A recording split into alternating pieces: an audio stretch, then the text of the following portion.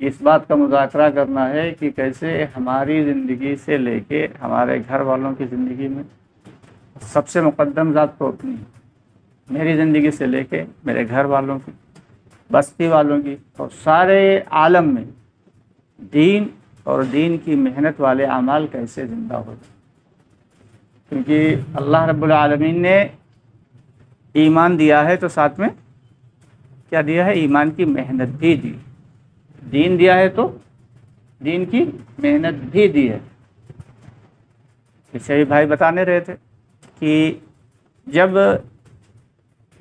پرانے دور میں نبی آتے تھے تو لوگوں کو دعوت دیتے تھے، جب دعوت دیتے تھے تو لوگوں کی زندگیوں میں دین آتا تھا، لوگ سدھر جاتے تھے، لوگ جنگلی سے انسان بن جاتے تھے۔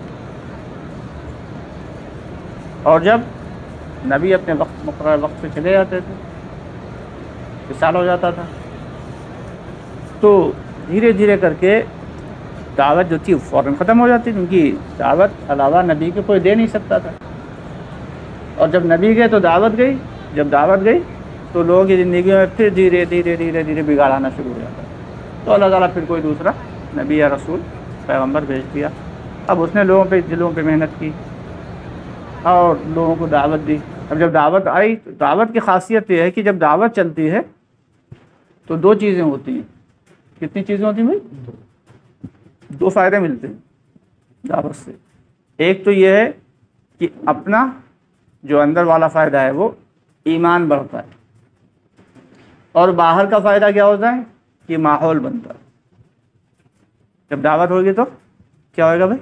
ابھی لگاتار جماعتیں آنے لگیں، جانے لگیں، ملاقاتیں چل، اور یہ دیکھیے جو محلے میں کبھی نہیں آتے مسجد میں وہ بھی آ جائیں، چلے جاؤ۔ لگتا ہے آج کل کچھ مسجد میں زیادہ ہی، اب رمضان سے پہلے آپ جائیے لوگوں کے یہاں، خوش آمد کرتے کرتے تھک جاؤ، نہیں آئے گا، اور جب ماحول بنتا ہے رمضان میں تو وہ جو کبھی نہیں آتا وہ پرانی اپنی بہت پرانی ٹوپی رکھی ہوئی نکال کے وہ بھی لے کے مسجد میں آ جاتا ہے۔ ماحول ہے، ماحول کا اثر انسان کی فطری ایک بات فطری چیز ہے، نیچرل چیز ہے کہ انسان کے اوپر جو ہے ماحول بہت زیادہ اثر انداز ہوتا ہے۔ تو دعوت سے دو فائدے ہیں، اندر ایمان بنے گا، لیکن اگر اپنے آپ کو نشانہ بنا کے دعوت دی جائے تو لوگوں کو فائدہ پہنچانے کے لیے اگر بنا کے دی، اور بھائی لوگ نمازی بن جائیں، لوگ حاجی بن جائیں، لوگ جماعتی بن جائیں، تو لوگ تو بن جائیں گے، اس میں کوئی دو رائے نہیں، لوگ نمازی بھی بن جائیں گے، حاجی بھی بن جائیں گے، نمازی بھی بن جائیں گے، جماعتی بھی بن جائیں گے، لیکن اس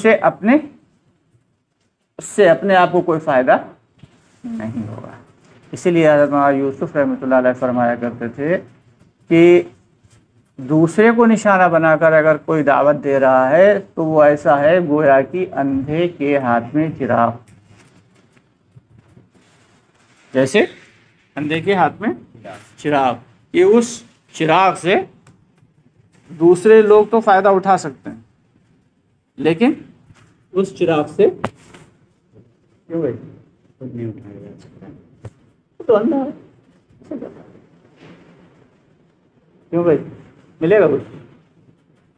تو دعوت کی خاصیت یہ ہے کہ ہمیشہ جب بھی دعوت دینے جائیں، چاہے وہ مقامی دعوت ہو، مقامی اعمال کے اعتبار سے دعوت دے رہے ہوں، چاہے وہ اللہ کے راستے میں نکل کے دعوت دے رہے ہوں، چاہے وہ انفرادی اعتبار سے دعوت دے رہے ہوں، چاہے گشت میں جا کے دعوت دے رہے ہوں، جب بھی دعوت دیں، چاہے گھر میں ہی کیوں نہ دعوت دے رہے ہیں، مذاکرہ کر رہے ہیں، نشانہ ہمیشہ اپنے آپ کی جو ہم کہہ رہے ہیں، جو کہہ رہے ہیں وہ اپنے لیے کہہ رہے ہیں۔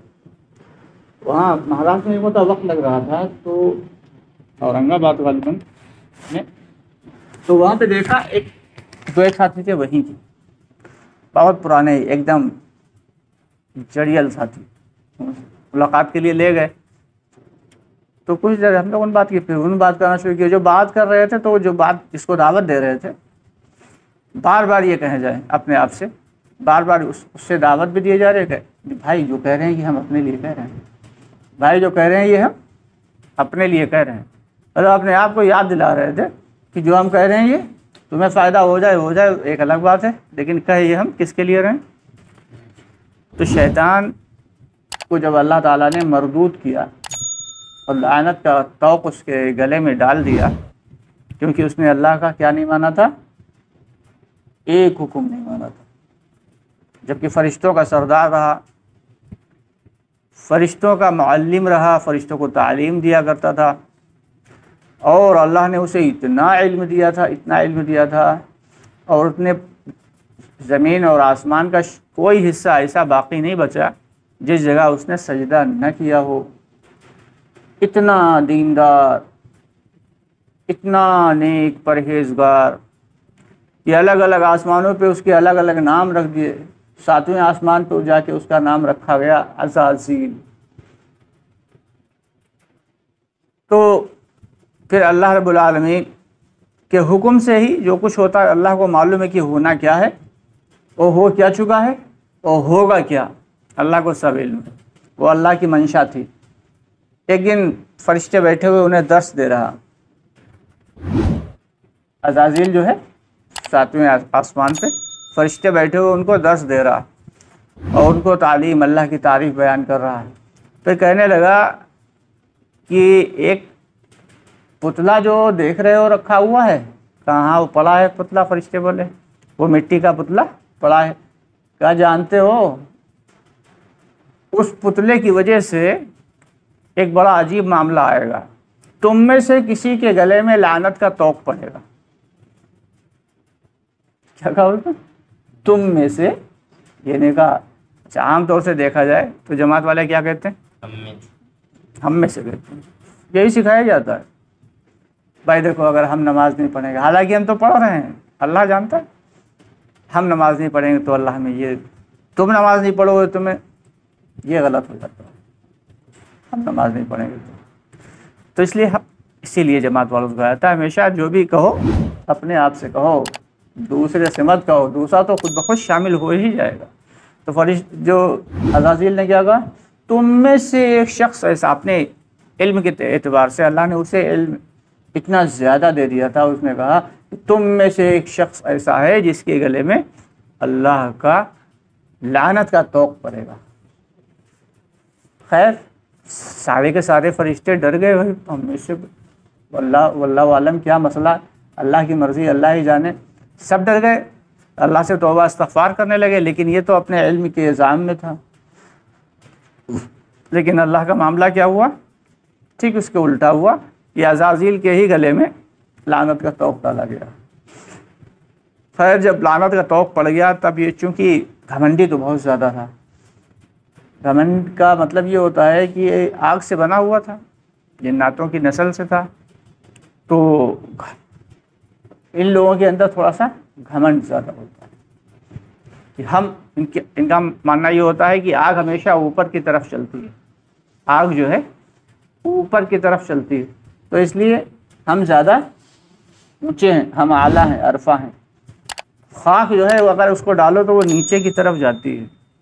تو یہ تو اللہ تعالیٰ کا فرماتے ہیں کہ ہم نے انسان کو کھنکھناتی ہوئی یا سڑے ہوئے گارے کی مٹی سے پیدا کیا، اور انسان کو اور شیطان کو یا جنات کو کیسے پیدا کیا؟ آگ سے پیدا کیا۔ تو وہ اپنے آپ کو اعلیٰ سمجھتے تھے اور انسان کو گھٹیا۔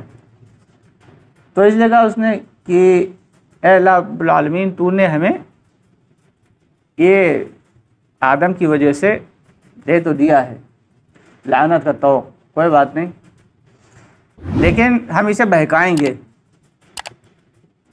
اللہ کے سامنے کیا بولا؟ ہم اس کو بہکائیں گے۔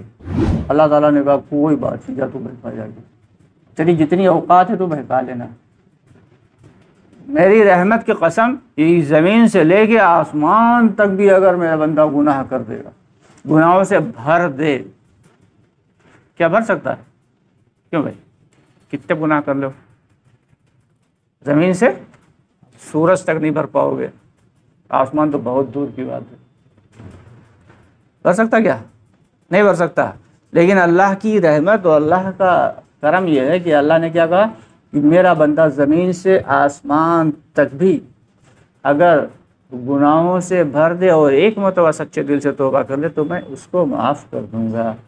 یغفر لکم ذنوبکم، اللہ نے یہ نہیں کہا جی چاہے گا تو معاف کریں گے، جی چاہے گا تو نہیں معاف کریں گے، یہ کہا ہی نہیں یغفر لکم ذنوبکم، قرآن میں فرمایا کہ معافی مانگے گا میں معاف کروں گا، کوئی بڑی بات اللہ کے لیے کوئی بڑی بات نہیں.